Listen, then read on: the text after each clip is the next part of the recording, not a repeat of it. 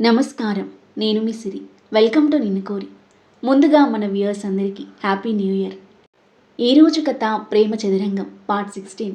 రచించిన వారు బృందా గారు. ఇక కథలోకి వెళ్తే అదో మాటలు.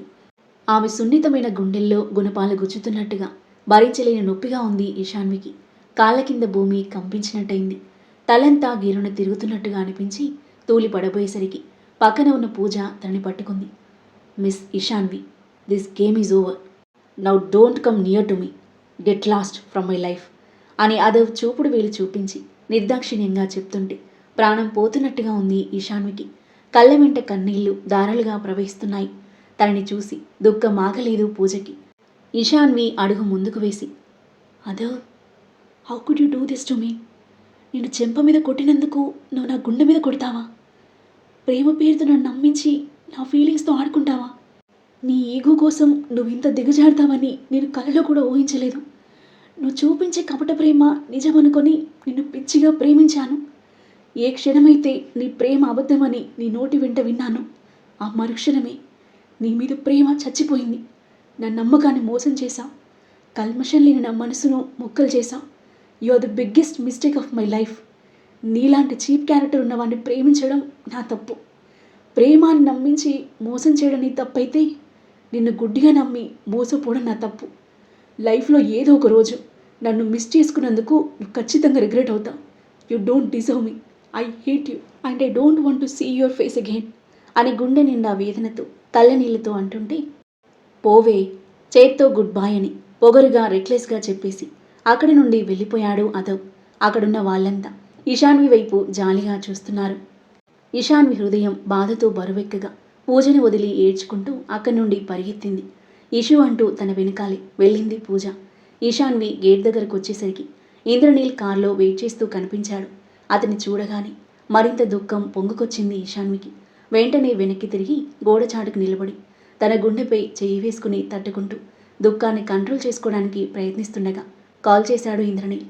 పొంగుకొస్తున్న దుఃఖాన్ని బలవంతంగా ఆపుకొని కన్నీళ్లు తుడుచుకొని ఫోన్ లిఫ్ట్ చేసింది. హలో ఇషు, కాలేజ్ దగ్గర వెయిట్ చేస్తున్నాను రా. వస్తున్నాను నాన్న అని ఫోన్ కట్ చేసి డీప్ బ్రీత్ తీసుకొని వెళ్ళి కారులో కూర్చుంది. గేట్ దగ్గరికి వచ్చిన పూజ కారులో వెళ్తున్న ఈశాన్విని బాధగా చూస్తుండిపోయింది. సెమినార్ బాగా జరిగిందా అడిగాడు ఇంద్రనీల్ కార్ స్టార్ట్ చేస్తూ. నాన్న, చాలా బాగా జరిగింది. నా లైఫ్లో ఎప్పటికీ గుర్తుండిపోతుంది.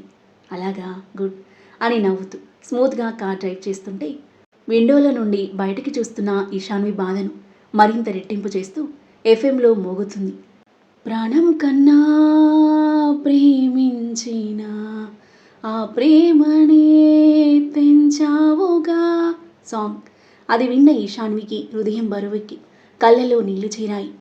ఆ బంధం అబద్ధమా, ఆ స్నేహం అబద్ధమా, నీతోనే నా ఊహలే అబద్ధమా, ఆ కాలం అబద్ధమా, ఆనందం అబద్ధమా, నడిచేటి ఆధారులే అబద్ధమా. తాను ఉన్న పరిస్థితికి తగ్గట్టుగా వస్తున్న ఆ హార్ట్ టచింగ్ సాంగ్కి ఈశాన్వి గుండెను ఎవరో చేత్తో చిదిమేస్తున్నట్టుగా ఉండగా కళ్ళలో కన్నీళ్లు ఆగనంటూ చెంపల మీదుగా ప్రవహిస్తున్నాయి. తన కన్నీళ్లు తండ్రి చూడకూడదని నోటికి చెయ్యి గట్టిగా అదిమి పట్టుకొని అతి కష్టంగా తనని తాను కంట్రోల్ చేసుకునే ప్రయత్నం చేస్తుంది. ఇంటి ముందు కారు ఆగగానే టక్కున కారు దిగి తన గది వైపుగా పరిగెత్తింది. కిచెన్లో నుండి తనని చూసిన మనస్విని, ఇషు టీ తాగి వెళ్ళు అని కేకేసింది. నిద్రొస్తుంది మా, ఇప్పుడేం వద్దు. నైట్ వరకు నన్ను డిస్టర్బ్ చేయకు, పడుకుంటాను. అలాగేరా అంటూ ఇంద్రనీల్కి టీ అందించి తను తాగుతూ అతని పక్కన సోఫాలో కూర్చుంది మనస్విని. గదిలోకి వెళ్ళి డోర్ పెట్టేసి అలాగే డోర్కి జారగిలబడింది ఈశాన్వి. అప్పటిదాకా బిగపట్టుకున్న దుఃఖం ఒక్కసారిగా పొంగుకొచ్చింది. అదవ్తో గడిపిన జ్ఞాపకాలు ఆమె కళ్ళ ముందు మెదులుతూ అతని తీయని మాటలు ఆమె చెవుల్లో గింగరాలు తిరుగుతున్నాయి. నేను నిన్ను ప్రేమించలేదే, ప్రేమించినట్టు నటించాను. ఆ మాట చెవుల్లో మారుమోగుతుంటే ఆమె ఊపిరి ఆగిపోతున్నట్టుగా ఉంది. అదవ్, ఎందుకు ఇలా చేశావు? మా నాన్న తర్వాత నేను అంతగా ఇష్టపడ్డ మొట్టమొదటి అబ్బాయివి నువ్వు. కొండంత ప్రేమను కురిపించావు. ఆ ప్రేమే నా గుండెల్లో పిడుగవుతుందని అస్సలు ఊహించలేదు. నీకు నాపై కోపం ఉంటే కొట్టాల్సింది కదా. ఇంతలా మనసు ముక్కలు చేసి ఏడ్పించాలా? Hate you, I hate you అని ఏడుస్తూ. అయినా నీలాంటి వాడి కోసం నేనెందుకు ఏడుస్తున్నాను? ట్రూగా లవ్ చేసిన నాలాంటి మంచి అమ్మాయిని మిస్ చేసుకున్నందుకు నువ్వేడవాలి. Don't cry Ishu, don't cry అని గుండెపై చేతితో తట్టుకుంటూ తనని తాను సముదాయించుకోవాలనుకున్నా అంతకంతకు తన బాధ పెరుగుతూ ఉందే కానీ తగ్గట్లేదు. అదవును అంతగా నమ్మినందుకు తన మీద తనకే అసహ్యంగా ఉంది. నేల మీద ముడుచుకుని పడుకొని వెక్కి వెక్కి ఏడుస్తూ సొమ్మసిల్లిపోయింది. గంట తర్వాత, అమ్మ ఇషు, డిన్నర్ చేద్దాంరా ఇషు. మనస్విని గొంతుతో పాటు డోర్ కొట్టిన శబ్దం వినిపిస్తుంటే మగతగా కళ్ళు తెరిచిన ఇషాన్వి కళ్ళు మూస్తూ తెరుస్తూ నీరసంగా లేచి డోర్ తీసింది. ఇషు, అలా ఉన్నావేంట్రా అని మనస్విని ఆందోళనగా అంటుండగానే ఒంట్లో సత్తువ లేక పడబోయింది ఈశాన్వి. తన్ని ఒడిసి పట్టుకున్న మనస్విని ఈశాన్వి ఒళ్ళు వేడిగా ఉండడంతో టెన్షన్ పడిపోయింది. ఇషు, ఏమైంది? కళ్ళు తెరువు అని ఆమె చెంపల మీద తడుతూ ఏమండి అని గట్టిగా అరిచేసరికి పరిగెత్తుకుంటూ వచ్చాడు ఇంద్రనీల్. ఏమండి, ఇషు స్పృహత పడిపోయిందండి, ఒళ్ళు కాలిపోతుంది. ఇంద్రనీల్ గాబరా పడిపోతూ ఆమెను చేతుల్లో ఎత్తుకొని పరిగెత్తగా అతని వెనకాలే పరిగెత్తింది మనస్విని. ఫాస్ట్గా కారులో హాస్పిటల్కి చేరుకొని హాస్పిటల్లో అడ్మిట్ చేసి డాక్టర్ చెకప్ చేస్తుంటే బయట టెన్షన్గా అటూ ఇటూ తిరుగుతున్నారు. కాసేపటికి బయటకొచ్చాడు డాక్టర్. టెన్షన్ పడాల్సిన అవసరం లేదు. స్ట్రెస్ ఎక్కువ అవ్వడం, చాలాసేపు ఏడవడం వల్ల లో బీపీ జ్వరంతో పడిపోయింది. కాసేపట్లో స్పృహలోకి వస్తుంది అని చెప్పి డాక్టర్ వెళ్ళిపోగా కూతురు దగ్గరికి పరిగెత్తింది మనస్విని. ఇంద్రనీల్ వెంటనే పూజకి కాల్ చేసి రమ్మని చెప్పాడు. విషయం తెలిసి ఫాస్ట్గా హాస్పిటల్కి చేరుకుంది పూజ. ఈశాన్వి వార్డులోకి వెళ్ళేసరికి మనస్విని ఇంద్రనీల్ దిగాలుగా తన పక్కన కూర్చునున్నారు. బెడ్పై ఉన్న ఇషుని కళ్ళ నీళ్లతో చూస్తూ, ఇప్పుడు ఎలా ఉంది అంకుల్ అని అడిగింది పూజ. ఫీవర్ కాస్త తగ్గింది, కాసేపట్లో స్పృహలోకి వస్తుందన్నారు. అసలు ఏమైంది ఇషుకి?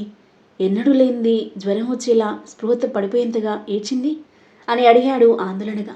పూజకి ఏం చెప్పాలో అర్థం కాలేదు.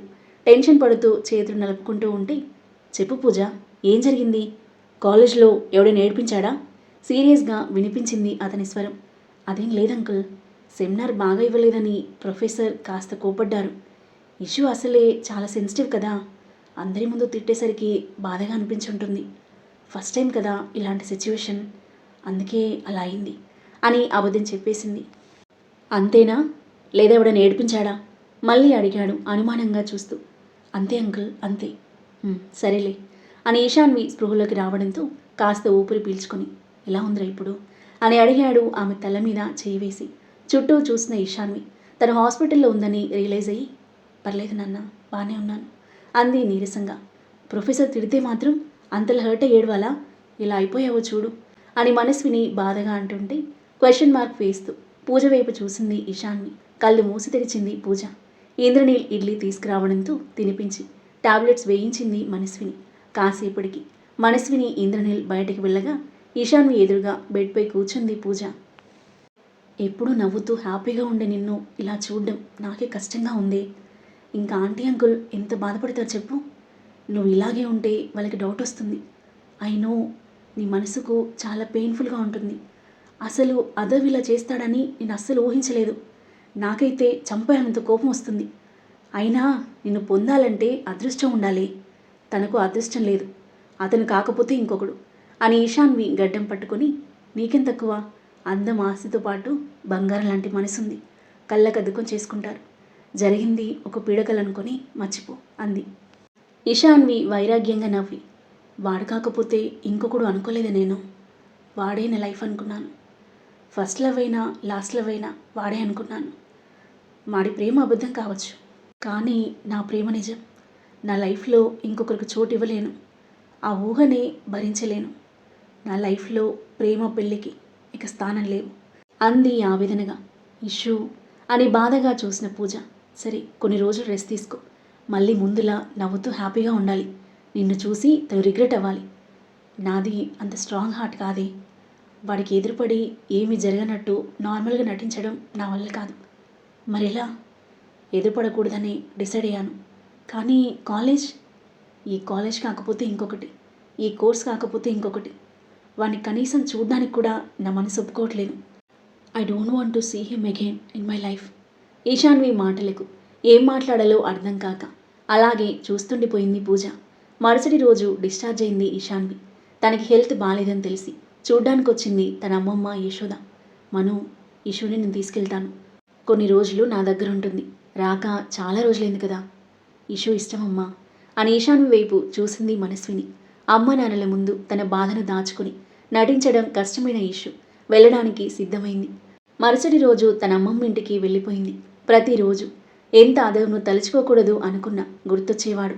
గుర్తొచ్చిన ప్రతిసారి ప్రాణం పోయినట్టుగా ఉండేది. అదవుపై కోపం, తన పరిస్థితికి బాధ, బ్లైండ్గా నమ్మినందుకు తన మీద తనకి కలిగే అసహ్యం, అన్ని ఎమోషన్స్ మూకుమ్మడిగా తనపై దాడి చేస్తుంటే పిచ్చి పట్టినట్టుగా ఉండేది ఈశాన్వికి. యశోద ఎదురుగా ఉన్నప్పుడు నార్మల్గా నటించినా రాత్రైతే మళ్ళీ ఏడుపొచ్చేది. ఎన్నో నిద్రలేని రాత్రులు, మనసుతో సంఘర్షణలు. మెల్లిమెల్లిగా కాస్త నార్మల్ అవుతుంది అనుకున్నప్పుడే దెబ్బ మీద దెబ్బ అన్నట్టుగా బ్రేకప్ అయిన 2 నెలలకి ఇంద్రనీల్ చనిపోవడం ఈశాన్విని మరింత కుంగదీసింది. తండ్రి హఠాత్ మరణం ఆమె చిట్టి గుండె తట్టుకోలేకపోయింది. గుండెలు పగిలేలా చిన్నపిల్లలా రోధించింది. తండ్రిని తలుచుకుని ఎంతగానో కుమిలిపోయింది. తండ్రి మరణం నుండి కోలుకోకముందే ఆమె గుండెల్లో మరో పిడుగు, జీవితంలో ఊహించని కుదుపు.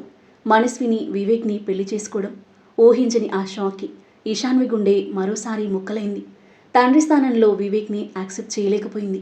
భర్త చనిపోయి సంవత్సరం తిరగకుండానే పెళ్లి చేసుకుని భర్త స్థానం ఇంకొకరికిచ్చిన మనస్విని పైన పట్టరానంత కోపం వచ్చింది. తల్లంటే అసహ్యం వేసింది. బ్రేకప్, తండ్రి మరణం, తల్లి మళ్ళీ పెళ్లి, ఒకదాని తర్వాత మరొకటి. ఆమె చిన్ని గుండెకి పెద్ద గాయాలు చేయడంతో డిప్రెషన్లోకి వెళ్ళిపోయింది ఈశాన్వి.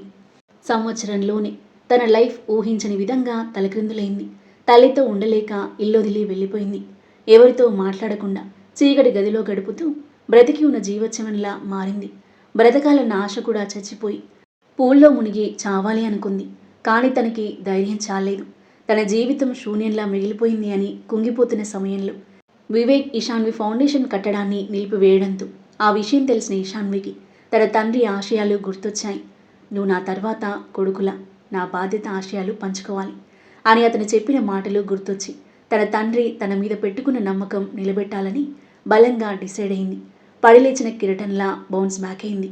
అడ్డొచ్చిన వివేక్, సామ్రాట్, విహాన్లను ఎదిరించి ఈశాన్వి ఫౌండేషన్ కన్స్ట్రక్షన్ మళ్ళీ స్టార్ట్ చేయించింది.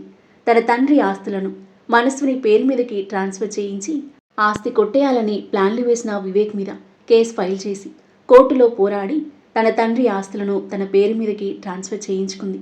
అటు కంపెనీ, ఇటు ఫౌండేషన్ రెండింటినీ సక్రమంగా నడిపించే బాధ్యత తీసుకొని తన కర్తవ్యం తాను నిర్వహిస్తుంది.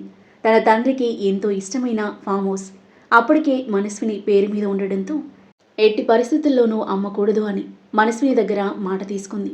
కానీ ఆ ఫామ్ హౌస్ని కొని ఊహించని విధంగా తన లైఫ్లోకి మళ్ళీ రీఎంట్రీ ఇచ్చాడు అదవ్. 4 ఏళ్ల తర్వాత అతన్ని చూసిన ఆమె కళ్ళు షాక్తో పెద్దవైతే మిక్స్డ్ ఎమోషన్స్తో భారమైన హృదయం ఒక్క క్షణం కొట్టుకోవడం ఆగిపోయినట్టుగా అనిపించింది ఈశాన్వికి. గతం తాలూకు జ్ఞాపకాలు కళ్ళ ముందు మెదిలి మనసంతా మోయలేని భారంగా మారింది. అదవ్ మ్యారేజ్ ప్రపోజల్ పెట్టడం ఆమెను మరింత షాక్కి గురిచేసింది. ఐ లవ్ యూ అన్న అతని మాటలు గాయపడ్డ ఆమె మనసు నమ్మలేకపోయింది. ఫామ్ హౌస్ని అడ్డుపెట్టుకొని అదవ్ పెళ్లి చేసుకోమని బ్లాక్మెయిల్ చేయడంతో చంపేయాలనంత కోపం వచ్చింది. కానీ తను ఫామ్ హౌస్ను వదులుకునేందుకు సిద్ధంగా లేదు. అదే టైంలో సామ్రాట్ పెళ్లి, ఆస్తి అంటూ తన వెంట పడుతుండడంతో వేరే ఆప్షన్ లేక ఇష్టం లేకుండానే అదవ్ను భర్తగా తన లైఫ్లోకి ఆహ్వానించింది. అతను ప్రేమ అని వెంట పడుతున్నా నమ్మే పొజిషన్లో కానీ అతని ప్రేమను యాక్సెప్ట్ చేసే పొజిషన్లో కానీ తనిప్పుడు లేదు. గతం తాలూకు ఆలోచనల నుండి బయటకొచ్చి డీప్ బ్రీత్ తీసుకున్న ఈశాన్వి కళ్ళనీళ్లు తుడుచుకొని పక్కకు చూసేసరికి అదవ్ నిద్రపోతూ కనిపించాడు. అతన్ని ఆగ్రహంగా ఒక చూపు చూసి పక్కకు తిరిగి పడుకొని కళ్ళు మూసుకుంది. ఈశాన్వి కళ్ళు మూసుకున్నాక అదవ్ కళ్ళు తెరుచుకున్నాయి. ఆ తరువాత ఏం జరగబోతుంది? ప్రేమ లేదంటూ అందరి ముందు అవమానించిన ఈశాన్విని అదవ్ ఎందుకు పెళ్లి చేసుకున్నాడు? ముక్కలైన ఆమె మనసును అతికించి ఆమె ప్రేమను పొందగలడా? వాళ్ళిద్దరి మధ్య ఎలాంటి సన్నివేశాలు చోటు చేసుకోబోతున్నాయి? ఈ రోజు కథ చదివేటప్పుడు ఈశాన్వి ఉన్న పరిస్థితికి చాలా ఏడుపొచ్చేసింది నాకు. అలాంటి పరిస్థితి ఏ అమ్మాయికి రాకూడదు. మరి ఈ రోజు కథ మీకెలా అనిపించిందో మీ అభిప్రాయాన్ని తప్పకుండా కామెంట్ చేయండి. కథ నచ్చితే లైక్ చేయండి. మరిన్ని ఇలాంటి ఇంట్రెస్టింగ్ స్టోరీస్ కోసం మన ఛానల్ని సబ్స్క్రైబ్ చేయండి. Thank you for listening.